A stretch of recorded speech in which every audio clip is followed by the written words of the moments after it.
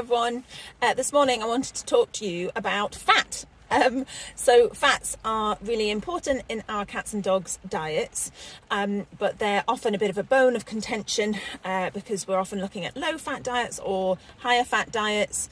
Commercially produced raw and fresh foods tend to be quite high in fat because the fat is cheaper than the protein part. So it's really important that we understand exactly how much fat is going on in our pet's diet, especially because certain conditions tend to be quite responsive to fats in a good and a bad way. So we know that by adjusting the types of fats, we can reduce inflammation in the body. I've also talked before, and I'll talk again, about MCT oil, which is a type of fat, being really beneficial in cases of epilepsy and possibly in cognitive dysfunction, so in dementia, doggy or kitty dementia. But also some conditions are responsive in a bad way to fats. So if your cat or dog is prone to a bit of vomity reflux, then high fat can make that worse.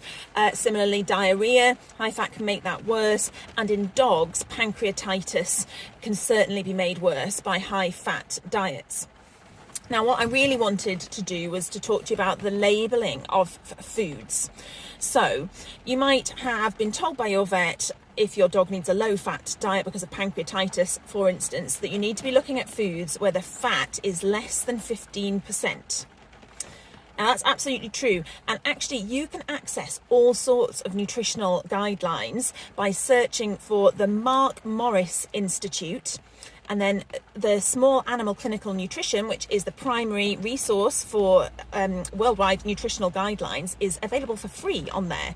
So as a little aside, if you've got a pet with any sort of medical condition, so cardiovascular disease, kidney disease, anything like that, you can see what the clinical guidelines actually say, and it might be that they don't have to go on to a prescription diet. If they won't eat the prescription food, that actually you might be able to find a commercial food that fits the guidelines, or at least is very close to fitting the guidelines. So really useful resource, but you do have to understand what it means. So for instance, in the Small Animal Clinical Nutrition on the Mark Morris Institute, it says that for cases of pancreatitis in dogs, the recommended fat is less than 15%.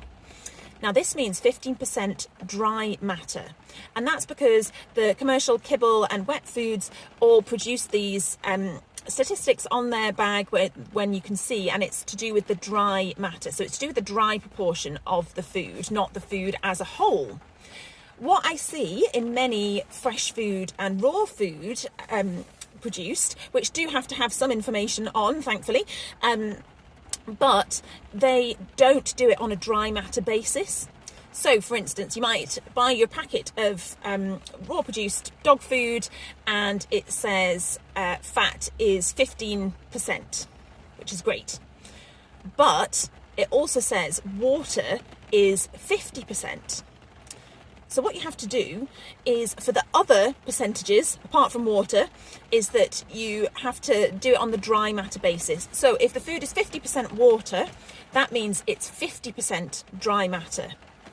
And then the 15% fat is actually 15 out of 50. So that food's actually 30% fat. So that would be far too much and twice what the guidelines say. So that would be far too much for a dog with pancreatitis. It would be too much for lots of dogs who have diarrhea that's responsive to fat. And it just wouldn't suit a lot of dogs, but it might be confusing because you think, well, but it says less than 15%. So that's what I really wanted to explain the food labels a bit better and take note of the water percentage in our fresh foods. So different dog butternut box, all those home cooked ones, or rather commercially cooked ones, but also in the raw foods, so that you know exactly what you're feeding. Most dogs can cope, and cats especially, can cope really well with quite a high fat diet, but for those where it's important, you need to know how to read your labels properly. I hope that's been helpful.